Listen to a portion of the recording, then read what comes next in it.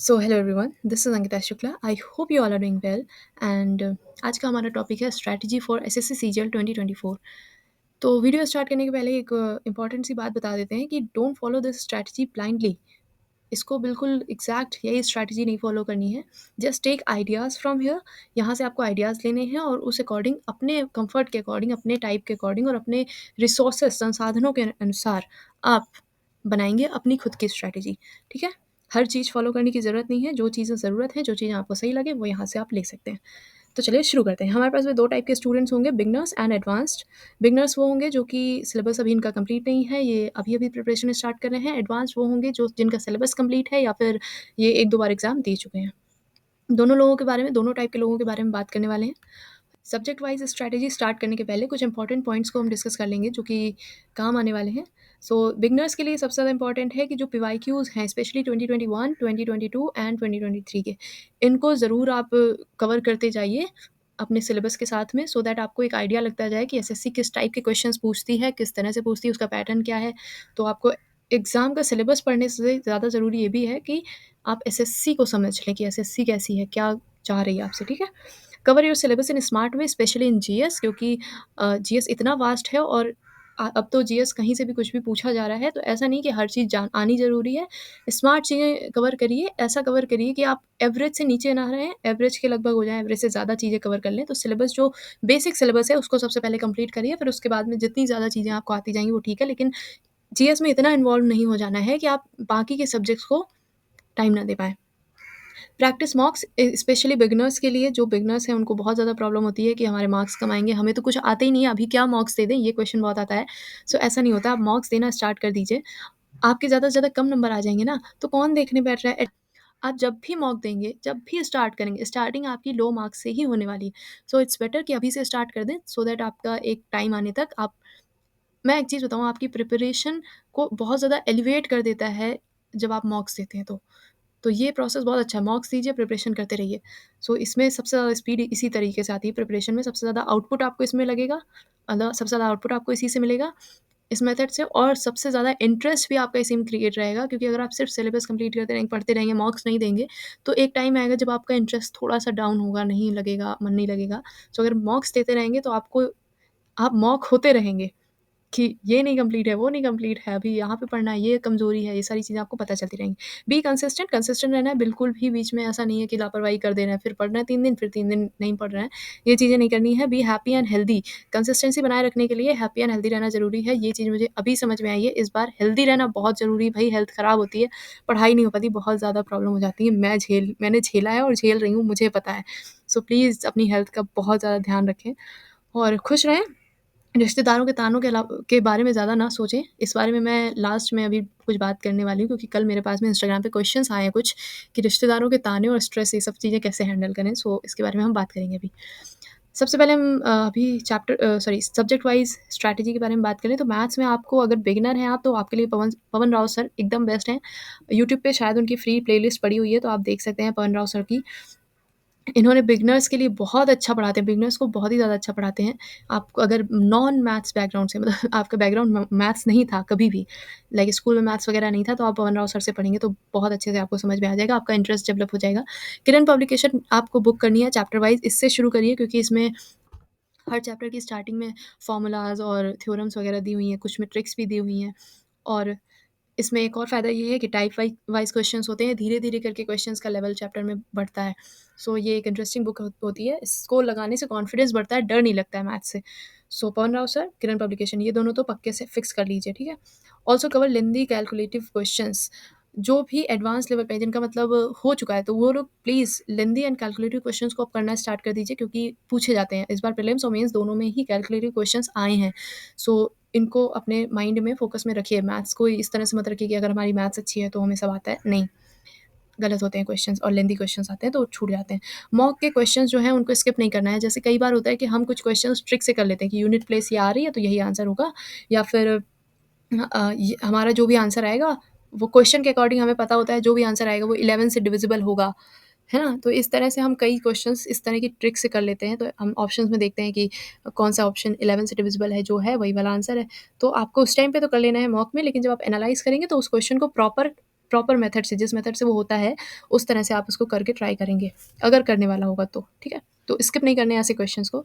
Reasoning के बारे में, रीज़निंग देखिए बहुत ज़्यादा इसमें टेंशन लेने वाली बात नहीं है। जो नए चैप्टर्स ऐड हुए हैं रीज़निंग के सिलेबस में, उनके लिए आप टेंशन लीजिए, बाकी चीज़ें तो मॉक से हो जाती हैं। जैसे सिटिंग अरेंजमेंट है, उसके लिए आप अंकुश लांबा सर की एक वीडियो है, उसको देख सकते हैं। पहली वीडियो बस उनकी देख लीजिए, उस वीडियो में आपको ये पता चल जाएगा कि सिटिंग अरेंजमेंट के क्वेश्चंस को डिकोड कैसे करते हैं, छोटे-छोटे एनेक्डोट्स कैसे बनाते हैं उसके, और उसके बाद में उसको अरेंज कैसे करते हैं।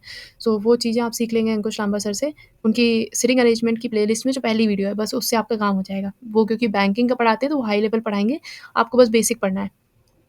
रीज़निंग की प्रैक्टिस के लिए किरण पब्लिकेशन या कोई भी बुक आप ले सकते हैं, रीज़निंग में ऐसा कुछ डिफरेंट नहीं होता है।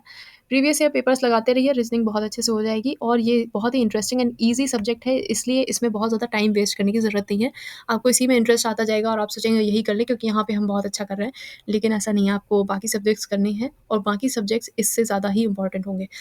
एक चैप्टर है ए एक एक चैप्टर है क्रिटिकल रीजनिंग। ये बहुत ज़्यादा आफत मचा रखी है इसने, सो इसको ज़रूर कर लीजिएगा। वैसे अंकुश लांबा सर ने इस पे वीडियो बनाई होगी, नहीं बनाई होगी तो इसकी कोई अच्छी सी वीडियो मैं लिंक आपको दे दूँगी कमेंट बॉक्स में। अब देन बात करें जीएस की, तो जीएस में देखिए मेरा कोई बहुत अच्छा स्कोर नहीं आता है, तो मैं उतनी ज़्यादा अच्छी चीज़ें आपको सजेस्ट नहीं कर पाऊँगी, लेकिन मैं अपनी चीज़ें बता सकती हूँ कि मैं अब क्या करने वाली हूँ। ये प्लान मेरा था तो इस बार का भी, लेकिन लास्ट 1 मंथ मेरा काफ़ी बिगड़ गया ड्यू टू हेल्थ इश्यूज़। सो अब भी मेरा वही पूरा का पूरा है कि परमार सर का जो कोर्स मैंने लिया हुआ है, मैं उसी से पढ़ने वाली हूँ, क्योंकि वो उनका पढ़ाया हुआ मुझे समझ में आ रहा है। ज़रूरी नहीं हर किसी को समझ में आए, तो आप अपने अकॉर्डिंग चेंज कर सकते हैं चीज़ें, लेकिन मुझे उनका समझ में आ रहा है। कुछ लोगों को वो लर्न विद अमन एंड बरखा वाले में अमन श्रीवास्तव सर का अच्छा समझ में आता है, तो आप उनसे पढ़ सकते हैं। जिसको जिसका समझ में आए आप पढ़ लीजिए। जीएस एक ऐसा सब्जेक्ट है जिसमें हर टीचर से हर स्टूडेंट को नहीं समझ में आ सकता है। सो मुझे परमार सर से आ रहा है समझ में, तो मैं उन्हीं से पढ़ूँगी। ऑल्दो उनकी जो नेटो सीरीज़ एंड ट्रिक्स वाली वीडियोज़ हैं, उनको देखना ज़रूर है कि हाँ, अगर पेपर इस टाइप से आता है तो हम हैंडल कर लें, हमें ट्रिक्स पता हों। लेकिन ऐसा नहीं कि हर जगह अप्लाई करनी है, आपको नॉलेज होनी ज़रूरी है, तो नॉलेज के बेसिस पे ही करिएगा। करंट अफेयर्स को के लिए मैं अब मंथली पीडीएफ बोल्ट करती हूँ। ऑलिव बोर्ड की ये पीडीएफ होती है, बोल्ट आती है, ये काफ़ी अच्छी है। इससे क्वेश्चंस मैंने देखा है कि फँसते हैं, तो अब से मैं बोल्ट करूँगी। इस बार मैं बोल्ट करके ही गई थी, लेकिन करंट अफेयर के क्वेश्चंस ही नहीं आए। आए थे 2022 वाले आए थे, इस बार में तो नहीं आए। सो और अगर पीडीएफ नहीं है, अगर आपको पीडीएफ पढ़ने में इंटरेस्ट नहीं आता है और आप वीडियोज़ देखना चाहते हैं, अपने खुद से नोट्स बनाना चाहते हैं, तो एक चैनल है क्रेज़ी जीके ट्रिक्स करके, ये मंथली पीडीएफ अपने डालते हैं। अच्छी सी एक वीडियो होती है लगभग 1 घंटे की, 1 महीने की 1 घंटे की वीडियो। सो वो देख लिया करिए, अच्छे एकदम सिर्फ़ कंटेंट ही होता है इनके वीडियोज़ में। और अगर आपको कुमार गौरव सर से अच्छा लग रहा है पढ़ना, तो आप उनसे भी पढ़ सकते हैं, वो भी अच्छा पढ़ाते हैं और वो एक्स्ट्रा इन्फॉर्मेशन भी दे देते हैं। स्टार्ट विद पॉलिटी, अगर आपको जीएस में इंटरेस्ट नहीं है तो हमेशा पॉलिटी से स्टार्ट करिए, आपको इंटरेस्ट बनेगा जीएस में। एंड अपने नोट्स खुद बनाइए। अगर आपके पास लैपटॉप है तो आपके लिए पीडीएफ पढ़ना, लैपटॉप या फिर टैब है अगर आपके पास में, तो आपके लिए पीडीएफ पढ़ना आसान होगा।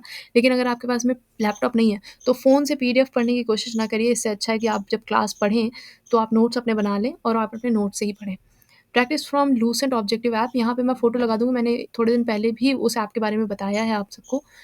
तो एक ऐप है जिसमें लूसेंट के जितने भी क्वेश्चंस हैं उनको chapter wise, subject wise, chapter wise and even the topic wise topic wise तक उसमें क्विज़ेज़ दी हुई हैं और बहुत अच्छा ऐप है। तो ये मैंने बहुत पहले इंस्टॉल किया था अपने फ़ोन में, लेकिन फिर मैं बीच में भूल गई इस ऐप के बारे में। अभी मुझे थोड़े दिन पहले याद आया। सो ये काफ़ी अच्छा ऐप है, आप लोग ट्राई करिएगा। बहुत अच्छी प्रैक्टिस होती है और इसके लिए मैं एक और चीज़ अभी लास्ट में बताने वाली हूँ, वो भी देख लीजिएगा। स्टैटिक में देखिए ऐसा नहीं बहुत कुछ करना है, सारी चीज़ें करनी, बस कुछ बेसिक चीज़ें, बहुत इम्पोर्टेंट चीज़ें वही करिए जो करने योग्य हैं।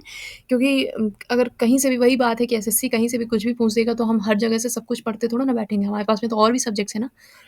सो स्टार्टिंग में सिर्फ डांसेस पढ़ लीजिए, म्यूजिशियंस पढ़ लीजिए, उनको अवार्ड्स मिले हैं, नोबेल प्राइज़ेज़ मिले हैं, पद्मश्री, पद्म विभूषण, पद्म भूषण, ये जितने भी अवार्ड्स मिले हैं, ये सारे जो म्यूजिशियंस को मिले हैं, आर्किटेक्ट्स को मिले हैं या फिर डांसर्स को मिले हैं, ये सब चीज़ें पढ़ लीजिए स्टार्टिंग में बस। और थोड़ा बहुत आर्किटेक्ट पढ़ लीजिए, कौन-सा मंदिर कौन से राजा ने बनवाया था, किसके कार्यकाल में बना था, ये सब चीज़ें पढ़ लीजिए बस। बहुत ज़्यादा स्टार्टिंग में डूबना नहीं है, क्योंकि ज़रूरी नहीं है आए और ज़रूरी नहीं है कि क्या पता कभी-कभी 5-6 क्वेश्चन्स आ जाते हैं, कभी-कभी 1 भी नहीं आता है। सो प्रिपेयर रहना है, लेकिन बहुत ज़्यादा फ़ोकस नहीं करिए अभी, बाकी सब पहले कवर कर लेते हैं। इंग्लिश की बात करें तो इंग्लिश में बिगिनर्स जो हैं वो निमिषा बंसल मैम से पढ़ सकते हैं। ये बैंकिंग की इंग्लिश पढ़ाती हैं, लेकिन इंग्लिश तो लगभग सेम होती है। पैटर्न हाँ, टफनेस लेवल जैसे कॉम्प्रिहेंशन वगैरह बैंकिंग के थोड़े टफ हो जाते हैं, लेकिन इंग्लिश के रूल्स तो सेम वही होते हैं ना ग्रामर वगैरह के। सो निमिषा बंसल मैम से आप पढ़ सकते हैं, अच्छा पढ़ाती हैं। इनकी बुक्स भी आती हैं, वो भी काफ़ी अच्छी हैं, सो वो भी आप पढ़ सकते हैं। लैब learn with Aman and Barkha करके एक यूट्यूब चैनल है, आप सबको पता होगा। उसमें बरखा मैम है, वो भी अच्छा पढ़ाती हैं, तो आप कुछ लोगों को उनका समझ में आता है, तो बिगिनर्स जो हैं, वो आप इन दोनों में से किसी भी टीचर को देख सकते हैं। जो एडवांस्ड हैं, जिनका सिलेबस कवर हो चुका है, उन्हें थोड़ा-सा मतलब ऐसे पॉलिशिंग की ज़रूरत है, तो सत्येंद्र सर एक हैं, अगर आप ने कभी उनसे पढ़ा हो, करियर फ़ील्ड में पढ़ाते हैं और इनका शायद कोई भी फ्री बैच अवेलेबल नहीं है। इनके चैनल पे ज़रूर 1-2 वीडियोज़ पड़े होंगे, लेकिन प्रॉपर कुछ बैच टाइप नहीं फ्री में अवेलेबल है। सो अगर आप चाहें तो इनसे पढ़ सकते हैं। ये टीचर अच्छे हैं, बस इतना बता दिया। बाकी आपको अगर पढ़ना है तो निमिषा मैम और बरखा मैम की इनफ है। बुक में आप वॉल्यूम 1 पढ़ सकते हैं नीतू मैम की। ब्लैक बुक आपको कवर करनी है वोकैब के लिए, और इस टाइम पे तो वोकैब बहुत ज़्यादा टफ नहीं आ रही हैं, लेकिन कुछ कहा नहीं जा सकता एसएससी का, तो तैयार रहना ज़रूरी है। तो डेली 50-50 वोकैब, मतलब 50 in the sense 50 synonyms, 50 idioms, phrases and बाकी वन वर्ड सब्स्टिट्यूशन, 50-50 ऐसे करते जाइए। बहुत ज़्यादा एकदम रट के याद करने की कोशिश मत करिए, बस 2-3 बार रिवाइज़ करिए, पढ़िए, ऐसे डेली बस इतना कर लीजिए, और फिर पिछला वाला जो है वो डेली रिवाइज़ कर लीजिए। मतलब पिछले दिन का आज रिवाइज़ कर लिया, फिर आज का कल रिवाइज़ करेंगे। सो डेली नए-नए वर्ड्स पढ़ते जाइए और 1 दिन पहले वाला रिवाइज़ करते जाइए, और हफ्ते के एंड में पूरा जितना वीक में पढ़ा है वो पूरा रिवाइज़ कर लेंगे। डेली 1 कॉम्प्रिहेंशन प्रैक्टिस, कॉम्प्रिहेंशन काफ़ी अच्छे आ रहे हैं एसएससी में, तो डेली एक कॉम्प्रिहेंशन की प्रैक्टिस कर लीजिए। अगर आप चाहें तो आप न्यूज़पेपर वगैरह पढ़ सकते हैं। जियो न्यूज़ करके एक ऐप होता है, उसमें अगर आप अपने जियो नंबर से वो करते हैं, लॉगिन करते हैं, तो आपको बहुत सारे न्यूज़पेपर एंड मैगज़ीन्स फ्री में अवेलेबल हो जाते हैं उसमें। मैंने बताया एक वीडियो में, सो अगर आपको फ्री में चाहिए आर्टिकल्स वगैरह, न्यूज़ वगैरह, तो आप वहाँ से ले सकते हैं। सेक्शनल मॉक्स लगाइए मेंस वाले इंग्लिश के बीच-बीच में कभी-कभी। अभी तो प्रीलिम्स की अगर आप तैयारी कर रहे हैं तो आप कभी-कभी लगाइए, लेकिन सेक्शनल मॉक्स मेंस के लेवल के लगाते रहिए। और इंग्लिश में तो पुराने प्रीवियस ईयर भी काफ़ी सारे मॉक्स पढ़े होंगे आपके, क्योंकि प्रीवियस ईयर्स में भी इंग्लिश आती थी ना मेंस में, और वो अच्छे लेवल की आती थी, तो वो भी लगाते रहिए। आपकी अच्छी प्रैक्टिस होगी। ज़रूरी नहीं है हर साल ईज़ी पेपर आ जाए। इस साल ईज़ी आया है इंग्लिश का मेंस में, हर साल नहीं आएगा। सो एसएससी हर बार पलटी मारती है हर चीज़ में। सो तैयार रहिए, कुछ इस बेसिस पे मत रहिए कि हाँ, इस साल नहीं आया, अगले साल नहीं आएगा। कुछ भी करेगी एसएससी, ठीक है? सो आगे बढ़ते हैं। Important suggestion for beginners. जो बिगिनर्स हैं उनके लिए इंपॉर्टेंट सजेशन क्या होने वाले हैं?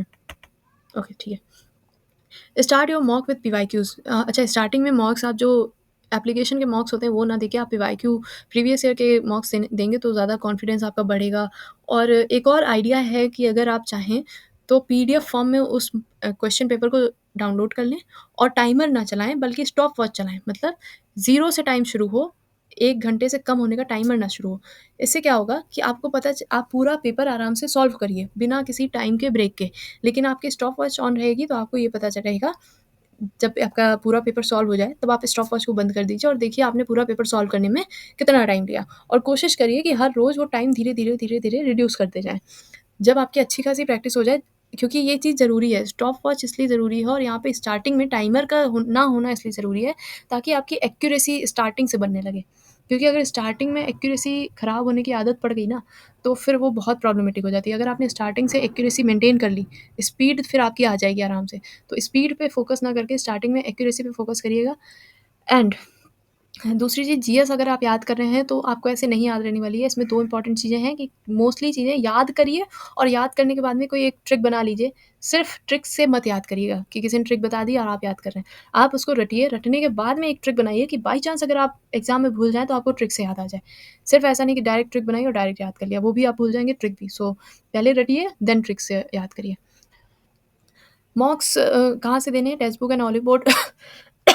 Text book and olive board मुझे सबसे ज़्यादा रिलेवेंट लगते हैं, सबसे ज़्यादा क्लोज़ लगते हैं एसएससी के क्वेश्चन पेपर से, तो इन्हीं से दीजिए। और बाकी जो फ्री में मिलते हैं weekly text book and olive board पे, वो वाले भी आप दे सकते हैं।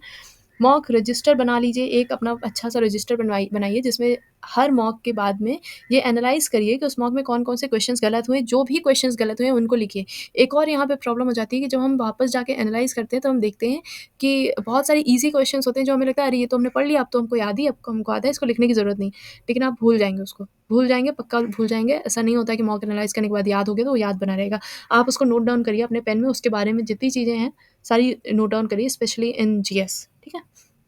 और उस जो आपकी मॉक वाली कॉपी है, जो भी रजिस्टर आपने बनाया है, उसका वीकली रिवीजन कर लीजिए। वीकेंड हो रहा है, आप पूरा देखिए कि आपने जो इस हफ्ते जो भी मॉक्स दिए हैं उनमें क्या-क्या गलतियाँ की थी, आपके पास में वहाँ पे क्वेश्चंस एंड आंसर्स सारे होंगे। अपने फॉर्म में मतलब शॉर्ट फॉर्म में जैसे नोट्स के फॉर्म में आप जिस तरह से कैर कर मतलब नोट कर पाएँ उस तरह से नोट करिए। लूसेंट क्विज़ जो मैंने अभी बताई ना वो लूसेंट ऑब्जेक्टिव करके एक ऐप है, उसमें से जो क्विज़ेज़ आप करनी है वो आपको आप दिन में करें या ना करें वो अलग चीज़ है। आपने कोई टॉपिक पढ़ा है पहली चीज़ तो अगर जीएस में कोई टॉपिक पढ़ा है आप जाइए उस पे क्विज़ ज़रूर दीजिए, ठीक है? अभी दीजिए फिर 2 दिन बाद उस टॉपिक के 2 दिन बाद फिर से वही सेम क्विज़ दे सकते हैं आप, ठीक है? और एक-एक टॉपिक पे 10-10 क्विज़ेज़ पड़ी हुई हैं, बहुत सारा आपको वहाँ पे टेस्ट मिल जाएगा। सो उस वो बहुत अच्छा ऐप है for revision for to check yourself कि आपको कितना आता है, कितना पढ़ा है, बहुत अच्छा ऐप है। और अभी मैं 1 हफ्ते से कोशिश कर रही हूँ कि जब भी मैं सोने जाती हूँ तब मैं क्योंकि आप सबकी आदत होगी सोते टाइम पे फ़ोन चलाने की, मेरी आदत तो नहीं है फ़ोन चलाने की, लेकिन फिर भी अब मैं जब सोने जाती हूँ, जब तक नींद नहीं आती, तब तक मैं उसमें क्विज़ेज़ सॉल्व करा करती हूँ और ये इंटरेस्टिंग लगता है मुझे। सो ये बहुत अच्छी चीज़ है कि आप चाहें तो सोते टाइम पे क्विज़ेज़ सॉल्व कर सकते हैं उसमें। Revise previous day content every morning. अच्छा हाँ, ये क्विज़ेज़ वाला इम्पोर्टेंट इसलिए भी है कि कई बार हम बहुत अच्छे से सिलेबस पढ़ लेते हैं और हमें सब आता है। लेकिन जब वो क्वेश्चंस फ्रेम होके हमारे सामने आते हैं ना, तो हमको समझ में नहीं आता, तब हम गलत करते हैं क्वेश्चंस या फिर आते ही नहीं, हमको याद ही नहीं आता है। सो इससे जीएस में ज़रूरी है कि आपको क्वेश्चंस की क्विज़ेज़ की आदत पड़े कि किस टाइप से घुमा के क्वेश्चन पूछा जा सकता है। Revise previous day content every morning ये एक अच्छी आदत है और इसको डाल लीजिए कि आपने जो 1 दिन पहले पढ़ा है, जैसे ही आप दिन की शुरुआत कर रहे हैं सुबह-सुबह तो आप 1 घंटा निकालिए कि आपने जो कल पढ़ा था, वो सारा का सारा एक गो थ्रू कर जाइए, बहुत स्पीड में रिवाइज़ कर लीजिए, सारा का सारा जो आपने कल पढ़ा था। सो ये एक अच्छी आदत डाल लीजिए, ये दोनों आदतें तो बहुत अच्छी डाल लीजिए और इससे काफ़ी फ़ायदा होगा। तीसरी चीज़ है कि मॉक दीजिए और उसका एनालिसिस बहुत अच्छे से करिए, एक्यूरेसी मेंटेन करिए, स्पीड पे अभी नहीं चाहिए स्टार्टिंग में अगर आपकी बहुत स्टार्टिंग है। सो बस इतना ही है, बाकी कुछ चीज़ें मैंने लिखी हुई हैं।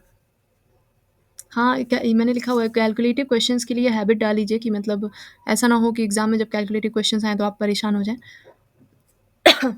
एक और जो पॉइंट छूट गया है यहाँ मैथ्स में जैसे आपने ये किरण पब्लिकेशन की बुक आप लगा रहे हैं और आपको कोई क्वेश्चन नहीं आया है, तो आप उस पर्टिकुलर टॉपिक को सर्च करके, उस टाइप के क्वेश्चन को सर्च करके, उसमें से वीडियोज़ या शॉर्ट्स में से उसका सॉल्यूशन उस टाइप के देख सकते हैं।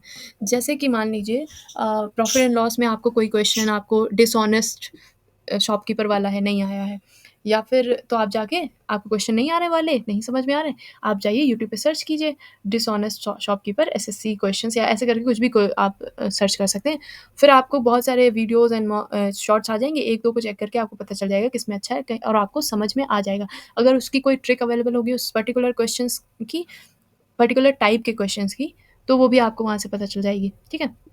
तो ये चीज़ आपको करनी है यहाँ पे और हुँ,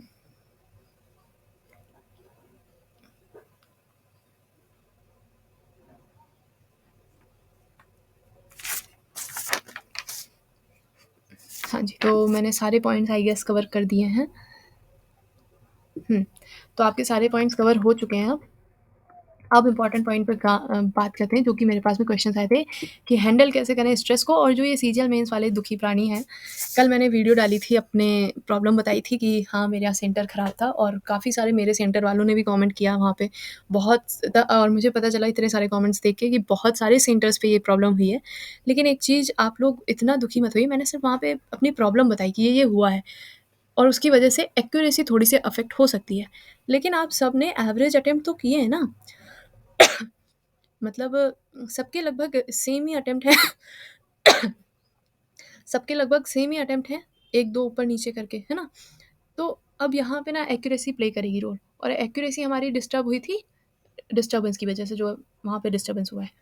तो ये सिर्फ़ ऐसा नहीं है कि एक सेंटर पे हुआ है या 1-2 लोगों के साथ में हुआ है, बहुत सारे लोगों के साथ में हुआ है, लाइक बहुत ही ज़्यादा लोगों के साथ में हुआ है। तो थोड़ा-सा हाँ, इस चीज़ से मैं एग्री करूँगी कि थोड़ी-सी चीज़ें तो गड़बड़ हो गई हैं और इस किओस्क में मैंने देखा बहुत सारे लोग चीटिंग भी कर रहे थे, आपस में पूरा-पूरा पेपर डिस्कस कर रहे थे। सो अब उनको थोड़ा एडवांटेज मिल जाएगा क्योंकि जब मेंस लेवल पे बैठे हुए 2 बच्चे अपने 2 दिमाग यूज़ करके एक पेपर को सॉल्व कर रहे हैं, सो ऑब्वियस सी बात है स्कोर उनका अच्छा आने वाला है। आस-पास में बैठे हैं जो, सब अपना डिस्कस कर रहे थे क्योंकि जो क्या ही कहें तो इस चीज़ पे ज़्यादा दुखी नहीं होना है हमें, अब जो हो गया है वो हो गया है। अभी ऐसा नहीं है कि हमारे हाथ से सब कुछ जा चुका है ना? हम अभी भी गेम में हैं, तो इस बात से ज़्यादा दुखी इसलिए नहीं होना है कि हमने अपनी तरफ से 100% दिया है और इस चीज़ का एक सैटिस्फैक्शन होगा आप सबके उसमें, जिन भी लोगों ने 100% दिया है, कि आपने अपनी तरफ से 100% दिया। बस इस चीज़ से खुश रहिए। मैं एक चीज़ बताऊँ, आपको बहुत अनलकी सा फ़ील हो रहा है ना, कि मैं बहुत अनलकी रह गया या रह गई कि मेरे साथ मुझे ऐसा सेंटर मिला या ऐसा हो गया। लेकिन ये जो अनलकी वाली फ़ीलिंग है ना, ये उस गिल्टी वाली फ़ीलिंग से काफ़ी बेटर है। अगर आप इस कंडीशन में होते, आपको सेंटर अच्छा मिलता, लेकिन आप अपनी अच्छी प्रिपरेशन करके नहीं गए होते और आपको वो गिल्ट फ़ील हो रहा होता कि काश मैंने अपना 100% दिया होता, मैंने अपना 100% नहीं दिया। तो उस गिल्ट वाली फ़ीलिंग से ये अनलकी वाली फ़ीलिंग काफ़ी बेटर है। सो अपने आप पे और अपनी मेहनत पे भरोसा रखिए और अपने आप पे प्राउड फ़ील करिए कि आपने अपनी ओर से 100% दिया है। एंड इस चीज़ के बारे में ज़्यादा मत सोचिए, क्योंकि बहुत सारे लोगों का गड़बड़ हुआ है पेपर, तो इसमें अभी आप गेम में हैं, पीछे नहीं हैं। हो सकता है कट ऑफ लो चली जाए, हो सकता है आप जो क्वेश्चंस करके आएँ सारे सही हों, एक्यूरेसी आपकी अच्छी हो, हम डर रहे हैं सिर्फ़ ऐसे ही। मैं भी डर रही हूँ एक्यूरेसी को लेके। सो इसमें लेकिन इतना टेंशन नहीं लीजिए, इतना दुखी मत होइए, इतना स्ट्रेस में मत आइए। मैंने कल ऐसे मैसेजेस रिसीव किए हैं इंस्टाग्राम पे कि बिल्कुल मतलब दिल टूट गया है, बिल्कुल अब समझ नहीं आ रहा क्या करें? रिश्तेदारों के वो ताने कैसे झेलेंगे? घर पे क्या बोलें? घरवाले नहीं समझेंगे। So I can understand all that कि घरवालों को लगता है कि बहाने बना रहे हैं, या जिनके साथ ये चीज़ें नहीं हुई हैं ना, उनको भी लगता है कि बहाने बना रहे हैं, अब तो बहाने बनाए जा रहे हैं। तो ठीक है यार, उन सब चीज़ों को किनारे करो, अपने आप से पूछो कि हम क्या हैं, हमने क्या किया है, और उस चीज़ में खुश रहो। और दूसरी चीज़, जो रिश्तेदारों के तानों की बात है ना, उस चीज़ का तो बिल्कुल टेंशन मत लीजिए। वो इसलिए नहीं लीजिए कि आप इस बात पे खुश होइए कि आप अब ये सोचिए कि चलिए ठीक है, जो रिश्तेदार ताने मार रहे हैं वो बहुत अच्छा कर गए हैं अपनी लाइफ में और वो ताने मार रहे हैं, या उनके बच्चे बहुत अच्छा कर गए हैं। अब बहुत लोग होते हैं, फ्रेंड्स ऐसे होते हैं कि जो बहुत अच्छा लाइफ में कर लेते हैं, फिर आपको टॉन्ट करते हैं, है ना? और आपको थोड़ा शो ऑफ करते हैं। कोई बात नहीं है, करने दो और बिल्कुल भी उससे टेंशन नहीं लेनी है। पता है आप में और उनमें क्या फ़र्क है? उन आप में और उनमें से बेटर आप कैसे हो सकते हैं? आप बेटर इसलिए हैं कि आप उनकी जगह पे नहीं हैं, ठीक है? You are a better person, better human being. क्या फ़ायदा उनका इतना आगे जाने का, इतना सक्सेसफुल हो जाने का लोगों का, या इतना रिश्तेदार मैच्योर कहे जाते हैं, बड़े हैं या जो भी है। क्या फ़ायदा उनका जब उन्हें ये नहीं पता है कि लोगों को कैसे ट्रीट करना है। You should be happy that you are not doing those things to others that they are doing. वो लोग आपके साथ में जैसा व्यवहार कर रहे हैं, जो चीज़ें बोल रहे हैं, at least you are not doing this to anyone. किसी और के साथ आप तो ऐसा नहीं कर रहे हो ना। आपने किसी को ताना नहीं मारा है, आप किसी को जज नहीं कर रहे हो। आप उनकी जगह पे नहीं हो, आप उनके जैसे इंसान नहीं हो, और बी थैंकफुल फॉर दिस। सोचिए आप कितने लकी हैं कि भगवान ने आपको उनके जैसा इंसान ना बना के ऐसा इंसान बनाया है, जो अपना 100% दे रहा है, अपना स्ट्रगल खुद लड़ रहा है, जिसको कोई मतलब नहीं है कि हम दूसरे का क्या है, उसने वो नहीं कर पाया, क्या कर पाया, कुछ मतलब नहीं है। आप किसी और को टॉन्ट करने नहीं जा रहे हैं। सो फोकस ऑन योरसेल्फ, और इस चीज़ के लिए थैंकफुल रहिए भगवान से कि भगवान ने आपको उनके जैसा इंसान नहीं बनाया है। सोचिए कितना बुरा होता कि अगर आप उनके जैसे इंसान होते, लोगों को टॉन्ट करते घूम रहे होते, है ना? तो ये गलत बात होती है ना। सो अपने आप को लकी फ़ील करिए कि आप ऐसे इंसान नहीं हैं। भगवान ने आपको थोड़ा-सा स्ट्रगल दे दिया है, लेकिन आपको एक वो चीज़ भी दी है कि इस स्ट्रगल में भी उन्होंने आपका पर्सनैलिटी, आपकी अ, इच्छा शक्ति मेंटेन करी। एक और चीज़ है, विल पावर। आपके अंदर विल पावर है, आप अपना 100% दे रहे हो, इतनी मेहनत कर रहे हो। बहुत सा और ऐसा नहीं है कि सारे लोगों के पास में उतने रिसोर्सेज़ होते हैं। बहुत सारे ऐसे लोग हैं जिनके पास में उतने रिसोर्सेज़ हैं नहीं, लेकिन फिर भी वो अपना 100% दे रहे हैं प्रिपरेशन में। बहुत सारे ऐसे लोग हैं जिनके पास में लैपटॉप्स नहीं हैं, उतनी बुक्स नहीं हैं, या उतनी चीज़ें मैनेज नहीं कर पा रहे हैं। उनको मतलब अगर टेस्ट सीरीज़ भी खरीदनी है, तो भी उन्हें 2 बार सोचना पड़ता है कि यार अभी लें कि ना लें। बहुत सारी चीज़ें होती हैं, हर लेवल पे लोग होते हैं अपनी प्रिपरेशन में। और बहुत सारे ऐसे लोग हैं जिनके पास में सारे रिसोर्सेज़ हैं, सब कुछ है, लेकिन उनके पास में वो विल पावर नहीं है कि वो प्रिपरेशन करें, वो टाइम वेस्ट करते हैं। तो कौन लकी है? वो अमीर वाले लकी हैं, या फिर आपके पास रिसोर्सेज़ नहीं है लेकिन आपकी विल पावर एकदम टॉप पे है, लकी आप हैं। तो अपने आप को लकी फ़ील करिए, अपने आप को अच्छा फ़ील कराइए, क्योंकि struggle and will power and मेहनत, इन सब का कॉम्बिनेशन एक साथ एक पर्सन में अगर है, तो आप बहुत स्ट्रॉन्ग पर्सन हैं और आप बहुत अच्छे इंसान हैं। So keep that thing to yourself and अपने आप को ऐसे ही बना के रखिए। कभी ना कभी तो आपकी लाइफ में कुछ अच्छा हो जाएगा। इस चीज़ की बिल्कुल टेंशन मत लीजिए। मेहनत कभी वेस्ट नहीं जाती है, कहीं पे भी करिए, कुछ भी मेहनत करिए, कहीं वेस्ट नहीं जाने वाली है। और जो बातें बना रहे हैं, उनको आंसर देने के लिए बिल्कुल भी मत करिए कि एक दिन हम इनका मुँह बंद कर देंगे, बिल्कुल भी नहीं। आपको आगे बढ़ना है, बस इस चीज़ के लिए करिए। दूसरे क्या कर रहे हैं, आपको बातें बना रहे हैं, उनका मुँह बंद हो जाएगा एक दिन हमारी सक्सेस की वजह से, ये सब चीज़ें मत सोचिए। ये नेगेटिव थॉट्स होते हैं। अपने आप को पॉज़िटिव रखिए, हमें आगे बढ़ना है, हमें अपना भला करना है, हमें कुछ करना है, हमें अपनी पहचान बनानी है, अपनी वैल्यू करनी है। आप बस इस चीज़ पे फ़ोकस करिए, ठीक है? किसी को आंसर करने की कोई ज़रूरत नहीं है। अपनी पढ़ाई पे ध्यान दीजिए और बिल्कुल भी स्ट्रेस नहीं लेना है। अब जो हो गया है, वो हो गया है। सबके साथ हुआ है, मतलब सबके साथ तो नहीं हुआ है, लेकिन काफ़ी बच्चों के साथ में हुआ है। सो अगर कोई मान रहा है आपकी बात तो ठीक है, नहीं मान रहा है तो भी ठीक है यार। कुछ नहीं बदल गया है दुनिया में, सब वही चल रहा है। आपके पास अटेम्प्ट्स हैं अभी, और जिनके पास नहीं है तो वह आप लोग प्लीज़ कुछ और भी अपना ट्राई कर लीजिए। आपने इतनी प्रिपरेशन की, इतनी मेहनत की है, इसका मतलब आप मेहनती इंसान हैं। तो किसी भी फ़ील्ड में मेहनत करेंगे, आपको इतनी नॉलेज भी है हो गई होगी अब तक। कुछ नहीं तो पढ़ाने लगिए, टीचिंग करिए, क्योंकि इतनी नॉलेज के बाद में, क्योंकि एसएससी में तो लगभग हर सब्जेक्ट की बहुत अच्छी नॉलेज हो जाती है, मैथ्स वगैरह की। आप पढ़ाने लगिए, टीचर बन जाइए, कुछ भी करिए। मैं इतना आसान नहीं, आई नो ये सब चीज़ें भी इतनी आसान नहीं, पढ़ाना या टीचर बन जाना। लेकिन मैं बस आइडियाज़ दे रही हूँ कि आप अगर इतनी मेहनत करेंगे तो कहीं न कहीं तो आप सफल हो जाएँगे। सो जस्ट अपने आप को शांत रखिए, मन शांत रखिए, अपनी तैयारी करिए और खुश रहिए, अपने आप को खुश रखिए। और दुनियादारी, झंझट, इन सब चीज़ों से दूर रहिए। कौन क्या कह रहा है, कहने दीजिए। उनकी ओर देखिए, एक बार इस विचार के साथ में अपने रिश्तेदारों की ओर जो टॉन्ट कर रहे हैं, उन लोगों को देखो कि मैं उनके जैसा नहीं हूँ। मुझे भगवान ने उनके जैसा सोच, उनके जैसे दिमाग नहीं दिया है। मुझे अच्छा दिमाग दिया है, मुझे पॉज़िटिव थॉट्स दिए हैं। और फिर ये चीज़ सोच के आप उनको देखिए, वो देखिए आपके आगे कितने छोटे आपको दिखाई देंगे, कि कितने अनलकी ये लोग हैं कि इनको खुद नहीं पता कि इनकी कितनी बुद्धि खराब है। ठीक है? सो इस तरह से सोचिए तो आपको वो लोग बहुत छोटे और इमैच्योर समझ में आएँगे, और फिर आप उन पे रिएक्ट करना बंद कर देंगे और उनके बातों से आपको फ़र्क पड़ना बंद हो जाएगा। ठीक है? सो दैट्स इट, बहुत हो गया ज्ञान। चलते हैं। अपनी पढ़ाई अच्छे से करिए, टेंशन नहीं लेते हैं, ठीक है? और क्या, और ऐश करिए हमेशा की तरह। So thank you so much for watching this video. Subscribe वगैरह कर दीजिएगा, बहुत दिन से कहा नहीं था तो आज कह दिया है, ठीक है? चलिए बाय बाय।